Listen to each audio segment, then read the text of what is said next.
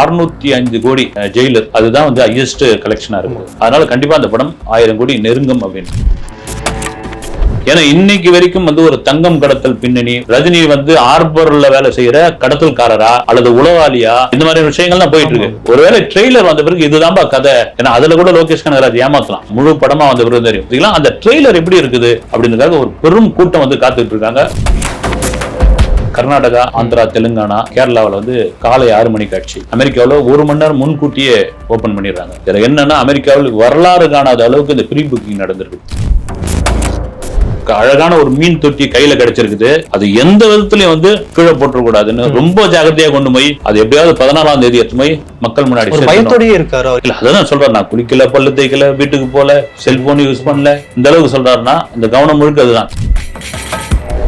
இந்தியாவினுடைய ஒரு ஐகான், அவருடைய காட்சி கிடைச்சிருக்கு, அவருடைய படம் கிடைச்சிருக்கு. அவரை வைத்துதான் நாகார்ஜுனா, அமீர் கான், உபேந்திரா மாதிரியான நடிகர்லாம் நடிக்க வந்திருக்காங்க அப்படின்போது இதை எந்த விதத்துல நம்ம வந்து ஸ்பாயில் பண்ணிடக்கூடாது. கண்டிப்பா இந்த படம் ஒரு சூப்பர் டூப்பர் ஹிட் அடிக்கும்னு எனக்கு தோணுது. அக்கார்ட் நேயர்களுக்கு வணக்கம், நான் உங்க சுஷீந்திரன். இன்னைக்கு நம்ம கூட இருக்க ஸ்பெஷல் கெஸ்ட் திரைவிமர்சகர் செய்யார் பாலு அவர்கள். வணக்கம் சார். வணக்கம். எப்படி இருக்கீங்க? நல்லா இருக்கும். சூப்பர் ஸ்டார் அவர்கள் இப்போ வரைக்குமே வந்து கொடி கட்டி பறந்துட்டு இருக்க உச்ச நடிகர், இந்திய சினிமாவே வந்து திரும்பி பார்க்குற ஒரு நடிகர். ஸோ இந்த மாதிரி நிறைய பாராட்டிக்கிட்டு போயிட்டே இருக்கலாம். ஆகஸ்ட் 2ஆம் தேதி வந்து ட்ரெய்லர் வரப்போதா தகவல் வந்திருக்கு. உண்மையிலே ட்ரெய்லர் மேல எவ்வளவு எதிர்பார்ப்புகள் இப்போ வரைக்கும் கூடி இருக்கு? இல்ல அது ட்ரெய்லர் தாண்டி ஆடியோ லான்ச், அப்புறம் ஆடியோ லான்ச்சுக்கு அவங்களே சன் பிக்சர் ஒரு இன்ட்டு போட்டு இது ஆடியோ லான்ச் கிடையாது, அதற்கும் மேலான ஒரு விழா அப்படின்னு போட்டிருக்காங்க. ஆக்சுவலா என்னன்னா, ரஜினியோடைய 50வது ஆண்டு விழா, அந்த பொன் விழா ஆண்டை வந்து கொண்டாட போகிறாங்க. ஆக்சுவலா அதை தனியா கொண்டாடுறதுக்கு சில சினிமா சங்கங்கள், அப்புறம் சில தனிநபர்கள்லாம் போய் கேட்டிருக்காங்க. ரஜினிக்கு நெருக்கமானவர்கள்லாம் அவர் ஆரம்பத்துல விருப்பம் இல்லைன்ட்டாரு. அது சொன்னதுக்கான காரணம் என்னன்னா, ஒண்ணு இந்த விழாவை நடத்தி இவங்க காசு பார்த்துட்டு போறாங்க அப்படின்னு. இந்த விழா நடத்தி கட்டுக்கடங்காத கூட்டம் வந்து அது கான்ட்ரவர்சியா மாறிட போகிறது. ரகுமான் நிகழ்ச்சி ஒண்ணு நடந்தது பாருங்க, அதுலதான். ரெண்டாவது, ஏன் வந்து கண்திருஷ்டி ஏதாவது பற்ற போகுது, அதுல நம்பிக்கைலாம் உண்டு வந்து தேவையில்லாத ஏன் கண்திருஷ்டியா பற்ற போகுது. வந்துட்டு நம்ம கொண்டாடுறதுக்கு இவ்வளவு லட்சம் பேர், இவ்வளவு கோடி பேர் இருக்காங்க, நம்ம 50வது ஆண்டு விழா இப்படி ஒரு விழாவை கொண்டாடி தான் நம்மளுக்கு தெரியணுமாண்ணா அப்படின்ற ஒரு மனல்ல. ஆனாலும் வந்து சன் பிக்சர்ஸ்னா, சார் இது ஆடியோ லான்ச்சோடு சேர்த்து உங்களுக்கு 50வது ஆண்டு விழாவை அவங்க ஏற்பாடு பண்ணது என்னன்னா, இந்திய அளவில் உள்ள பெரிய நட்சத்திரங்கள்லாம் கூட்டின்னு வர மாதிரி இருக்கும். அதையும் ரஜினி மறுத்திருக்காரு. வேணாங்க, அதெல்லாம் வேணாம், நீங்க சிம்பிளா பண்ணுங்க, விருப்பப்பட்டா என்னை வச்சு படம் பண்ண டைரக்டர்ஸ், இப்ப இருக்கிறவங்க தயாரிப்பாளர்கள், டெக்னீஷியன்ஸ் ஒன்னா கூப்பிடுங்க அப்படின்னு. அது தவிர பாத்தீங்கன்னா அவர் சம்பந்தப்பட்ட ஒரு குறும்படம் ஒண்ணு எடுத்திருக்காங்க, குறும்படமும் திரையிடுவாங்க. இதெல்லாம் மாரி நீங்க கேட்டது என்னன்னா, இது ரஜினி ரசிகர்கள் இதெல்லாம் தாண்டி கூலியோட ட்ரெய்லர் எப்படி இருக்குன்னு. ஏன்னா இன்னைக்கு வரைக்கும் வந்து ஒரு தங்கம் கடத்தல் பின்னணி, ஒரு ஆர்பர்ல நடக்கிற கதை, ரஜினி வந்து ஆர்பர்ல வேலை செய்யற கடத்தல்காரரா அல்லது உளவாளியா, இந்த மாதிரி இல்ல. ஆமா, இந்த மாதிரி விஷயங்கள் தான் போயிட்டு இருக்கு. ஒருவேளை ட்ரெய்லர் வந்த பிறகு இதுதான்பா கதை, ஏன்னா அதுல கூட லோகேஷ் கனகராஜ் ஏமாத்தலாம். ஆமா, அதுல கூட ஏமாத்தலாம், முழு படமா வந்த பிறகு தெரியும். ஆனால் ட்ரெய்லரை பார்த்த பிறகு இந்த ஜானர் தான் அந்த கதை அப்படின்னு ஒரு உறுதிப்படுத்திக்கலாம். அந்த ட்ரெய்லர் எப்படி இருக்குது அப்படின்றதுக்காக ஒரு பெரும் கூட்டம் வந்து காத்துட்டு இருக்காங்க. அதையெல்லாம் தாண்டி 2025 மிக மிக முக்கியமான படம் இது.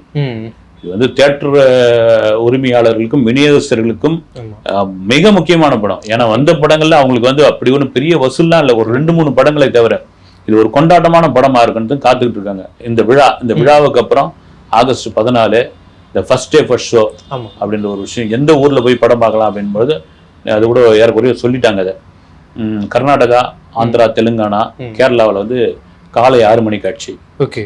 இலங்கை, துபாயில வந்து வெடிகாலம் 5 மணிக்கு நினைக்கிறாங்க. அப்புறம் வந்து பிரீமியர் வந்து அமெரிக்காவில் 1 மணி நேரம் முன்கூட்டியே ஓபன் பண்ணிடுறாங்க. அவங்களுக்கு இரவுனா நமக்கு பகல் இல்லைங்களா, முன்கூட்டியே ஓபன் பண்ணிடுறாங்க. இதுல என்னன்னா, அமெரிக்காவில் வரலாறு காணாத அளவுக்கு இந்த ப்ரீ புக்கிங் நடந்திருக்கு, மிகப்பெரிய அளவில் ப்ரீ புக்கிங் நடந்திருக்கு. அது ஒரு பக்கம். இதெல்லாம் தாண்டி இங்க 9 மணி காட்சி தான். அந்த ஃபர்ஸ்ட் டே ஃபர்ஸ்ட் ஷோ பார்க்கறதுக்கு அப்படி ஒரு பெரும் கூட்டமா ஆவலோட இருக்காங்க. அதுக்கு இன்னொரு காரணம் என்னன்னா, லோகேஷ் கனகராஜ். ஏன்னா லியோன்னு ஒரு படம், அந்த லியோ படத்துக்கு இன்னைக்கு வரைக்கும் அந்த செகண்ட் ஹாஃப் அவர் சரியா பண்ணலைங்கிற விமர்சனம் அதை ஒத்துக்கிட்டாரு. அது இப்ப இந்த ஏதாவது சொல்லுவாங்களே, ஒரு அழகான ஒரு மீன் தொட்டி கையில கிடைச்சிருக்குது, அது எந்த விதத்திலயும் வந்து கீழே போட்டுறக்கூடாதுன்னு ரொம்ப ஜாகிரதையா கொண்டு போய் அது எப்படியாவது 16ஆம் தேதி எடுத்து போய் மக்கள் முன்னாடி பயத்தோடயே இருக்காரு. அவர் இன்டர்வியூஸ் பார்க்கும்போது தெரியுது சார். இல்ல அதான் சொல்றேன், நான் குளிக்கல, பல்லு தேய்க்கல, வீட்டுக்கு போல, செல்போன் யூஸ் பண்ணல, சோசியல் மீடியாவே கடையை மூடி வச்சுட்டேன், இந்த அளவுக்கு சொல்றாருன்னா இந்த கவனம் முழுக்க அதுதான். கொடுத்த சம்பளம் 50 கோடி சம்பளத்து வரைக்கும் சொல்லிட்டாரு. 50 கோடி அதுக்கு டாக்ஸ் முறையா கட்டேன், அது நண்பர்களுக்கு உதவி பண்ணிருக்கேன், இவ்வளவு சிரமம் எனக்கு இது இருக்குது, நீங்க 50 கோடி சும்மா ஒண்ணும் கொடுத்தல, இவ்வளவு கஷ்டமா இருக்குன்னா கண்டிப்பா வந்து ஒரு வெற்றி, இவ்வளவு பெரிய ஒரு நீங்க சொல்ற மாதிரி இந்தியாவினுடைய ஒரு ஐக்கான், அவருடைய காட்சி கிடைச்சிருக்கு, அவருடைய படம் நமக்கு கிடைச்சிருக்கு. அவரை வைத்துதான் நாகார்ஜுனா, அமீர் கான், உபேந்திரா மாதிரியான நடிகர்லாம் நடிக்க வந்திருக்காங்க. அப்படின் பொழுது இதை எந்த விதத்துல நம்ம வந்து ஸ்பாயில் பண்ணிடக்கூடாது, எந்த விதத்துல வந்து தவறா இதை வந்து இது பண்ணிவிடாது, ரொம்ப கவனமா இருக்காரு. கண்டிப்பா இந்த படம் ஒரு சூப்பர் டூப்பர் ஹிட் அடிக்கும்னு எனக்கு தோணுது. ஓகே, தமிழ் சினிமா மட்டும் இன்னும் 1000 கோடி அடிக்கல அப்படின்ற ஒரு ஏக்கங்கள் இப்போ வரைக்குமே இருக்கு. ஸோ அதை தாண்டி நல்ல படங்கள் வேணும்ன்ற ஒரு ஏக்கமும் இப்போ வந்துருச்சு. ஸோ உண்மையிலே நல்ல படமாவும் அமையுமா, 1000 கோடி அடிக்குமா? இல்ல, நல்ல படம் நம்ம கேட்டகரி பிரிக்கிறத தாண்டி இது ஒரு கமர்ஷியல் படமா, இப்போ நல்ல ஒரு கமர்ஷியல் படம் அப்படின் பொழுது வெறும் ரசிகர் மட்டும் கொண்டாடிட்டா அது ரசிகர்களுக்கான படமா மாறிடும். ஒருவேளை கூலி ஃபேமிலி ஆடியன்ஸ் வந்துட்டாங்கன்னா அது வந்து ஒரு சூப்பர் மெகா ஹிட். நீங்க அது கூட நல்ல படம் கூட லிஸ்ட்ல சேர்த்துக்கலாம். அதே சமயத்தில் இந்த 1000 கோடின்ற பஞ்சாயத்து ரொம்ப நாள் நம்மளே கூட திட்டிட்டு இருக்காங்க. இல்ல இதுல என்னன்னா வியாபார ரீதியாக ஒரு லாஜிக் வந்து பார்க்கும்போது த ரெஸ்ட் ஆஃப் இந்தியா நார்த்ல இவங்க 8 வாரத்துக்கு பிறகு ஓடிடிக்கு வந்து கொடுக்குறோன்ட்டாங்க. அது கொடுக்காதனால தான் இவ்வளவு பஞ்சாயத்து வந்து தமிழ் படங்கள்ல கொடுக்கணும்னு இந்த மல்டிபிளெக்ஸ்ல நாங்க ரிலீஸ் பண்ணிக்கிறோன்ட்டாங்க. அதனால கண்டிப்பா அந்த படம் 1000 கோடி நெருங்கும் அப்படின்னு. ஏன்னா 605 கோடி ஜெயிலர், அதுதான் வந்து ஹையஸ்ட் கலெக்ஷனா இருக்குது. அதை பீட் பண்ற ஒரு படமா இருக்கு நிச்சயமா. அதே மாதிரி எந்த இயக்குனரும் சொல்லாத ஒரு வார்த்தை சார், 1000 கோடி கலெக்ஷனை விட ஒரு நபரோட 150 ரூபா காசு எனக்கு முக்கியம் அப்படின்ற மாதிரி. இது யாருமே சொல்லாத ஒரு விஷயத்தை லோகி சொல்லியிருக்காரு. எப்படி பாக்குறீங்க? இல்ல, ரஜினியே சொல்லிட்டார். படையப்பா விழாவிலே, படையப்பா ஃபங்க்ஷன் வந்து ராகவேந்திரா கல்யாண மண்டபத்துல நடக்குது. அது ஆக்சுவலாக வந்து அது ஒரு பெரிய விழாவாக நடத்தணும் ஏற்பபண்ணியிருந்தாங்க, 100வது நாள் விழா. அப்போ என்ன ஆகிப்போச்சு, ரஜினி வந்து ரசிகர்கிட்ட இருந்து காசை சொரன்றாரு, அவர் வந்து நிறைய ஸ்கேம் பண்ணுறாரு அப்படி இப்படின்னு அவர் நேராக பேசுனது என்னன்னா, அப்போ வந்து டிக்கெட்டுன்னா ஒரு உதாரணத்துக்கு வெளியூரில் வந்து ஒரு 50 ரூபா 60 ரூபான்னு, இந்த 50 ரூபா 60 ரூபா கொடுத்து பார்க்க வர என் ரசிகன் வந்து அதை வந்து இந்த காசு கரெக்டு அப்படின்னு சொல்லிட்டு போற வரைக்கும் என் படம் அப்படிதான் இருக்கும். அப்படி அவன் சொல்லல, இந்த காசு நான் கொடுத்தது வேஸ்ட்னா அதை திருப்பி கொடுத்துருவேன்னு அந்த மாதிரி சம்பவங்கள்லாம் நடந்திருக்கு. தியேட்டர் ஓனருக்கு, டிஸ்ட்ரிபியூட்டருக்குலாம் வந்து பாபா படம், அதுக்கு முன்னாடி பார்த்தீங்கன்னா குசேலன் படத்துக்குலாம் காசை திருப்பி கொடுத்துருக்காரு. அதில் வந்து ரஜினி தெளிவு, அதெல்லாம் அவர் வந்து எதையதான் லொகேஷன் சொல்லியிருக்காரு. ஒருவேளை அவர் சொன்னதை வச்சு சொல்றாருன்னு தெரியல, அதை எப்போ சொல்லிட்டாரு. இந்த அவருக்கு அந்த 1000 கோடி 1500 கோடி மேலாம் நம்பிக்கை கிடையாது. நம்ம பார்க்குற ரசிகம் வந்து இந்த காசு ஓகேப்பா அப்படின்னு சொல்ற அளவுக்கு இருந்தா போதும். Okay sir, super star Rajinikanth அவர்களை வச்சு எவ்வளவு இயக்குநர்கள் படம் எடுத்திருக்காங்க. எல்லா இயக்குனரும் சொன்ன ஒரே வார்த்தை, ரொம்ப கம்ஃபர்டான ஒரு ஹீரோ, டைரக்டர் என்ன சொல்றாரு கேட்பாரு, எதுவுமே வந்து அப்ஜெக்டே பண்ண மாட்டார், அதை மாத்துங்க இதை மாத்துங்கன்னு சஜஷன் கூட பெருசாக சொல்ல மாட்டாரு அப்படின்ற. இப்போ லோக்கி அதான் சொல்லியிருக்காரு, அவர் அவ்வளோ ஸ்வீட்டுங்க, அவர் கூட வந்து டைம் ஸ்பெண்ட் பண்ணா டைம் போறதே தெரியல அப்படின்னு. உண்மையிலே எப்படி இவ்வளோ இயல்பா இருக்காரு சூப்பர் ஸ்டார்? இல்ல, அந்த இயல்பு தான் அவருடைய வெற்றிக்கான காரணமே வந்து. அது ரொம்ப கஷ்டம் வந்து நீங்க சொல்றது. நீங்க ஒரு கட்டத்துக்கு அப்புறம் உங்க வயதும் இதுவும் ஆன பிறகு ஈகோ தன்னால வரும். இந்த சின்ன பசங்களை பார்த்தா ஒரு எரிச்சல் வரும், அப்புறம் நம்மள மதிக்காம போறாங்களான்னு வரும், இவன் சொல்றதெல்லாம் கரெக்டான்னு வரும், நம்ம அனுபவத்துக்கு முன்னாடி இவங்கெல்லாம் என்ன அப்படின்ற மாதிரியான ஒரு இது வரும். ஆனா அதெல்லாம் எதுவுமே இல்லாம செட்டுக்குள்ள ஏதோ புதுமுக நடிகர் மாதிரியே போய் உட்காருவாரு. இவர் director okay sir scene okay அப்படின்னு சொல்லிட்டா கூட இவர் நமக்கு பயந்து தான் சொல்றாருன்னு கேமராமேன் அப்படி பாப்பாராம். அது சார் ஓகே அப்படின்னு சொன்ன பிறகுதான் அவர் எல்லாம் 1 மோர் எடுக்கலாமான்னு கேட்கறோம். இதுதாங்க ரஜினியோட பெரிய பலமே. அது இது யாருக்குமே வரையே வராது.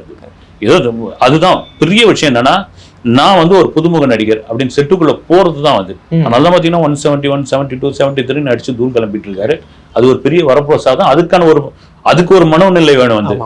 செய்யற தவம் தியானம் எல்லாம் அதுக்கு உதவி பண்ணுதுன்னு நினைக்கிறேன் நான். ஓகே சார், இது வரைக்கும் ரிலீஸ் ஆன கூலி படத்தோட பாடல்கள் வந்து உங்களுக்கு எப்படி கவர்ந்திருக்கா, இல்லாட்டி வந்து கொஞ்சம் சொதப்பன மாதிரி ஃபீல் ஆகுதா? இல்ல ஓகே, ஒன்னும் முதல்ல எப்பவுமே அந்த இது மாதிரி தான், தனுஷ் டைலாக் மாதிரி தான், கேட்க தான் அது ரொம்ப பிடிக்கின்ற மாதிரி சொல்லவே. அதுவும் வந்து இந்த மோனிக்காலாம் பாத்தீங்கன்னா ரஜினியே இல்லாம வந்து பூஜாவும் அவர் சோபின் ஆடி இருக்காங்க. ஆமா, ஆடி இருக்காங்க. அதையே வந்து கொண்டாடிட்டு இருக்காங்க அப்படின்போது இப்போ வந்து அந்த அரங்க மதிரட்டுமையான பாட்டுலாம் நீங்க தியேட்டரிக்கலா பார்க்கும்போது வேற லெவல்ல இருக்கும். ஓகே, பட் இருந்தாலும் வந்து ஜெயிலர்ல கொடுத்த வைப் வந்து அனிருத் வந்து கூலியில மிஸ் பண்ணிட்டாரு அப்படின்ற மாதிரி ஒரு பேச்சுகள் போயிட்டு இருக்கு சார். நீங்க அப்படி பாக்கல? அது முழு படத்தை பார்க்காம நம்ம இது பண்ண முடியாது.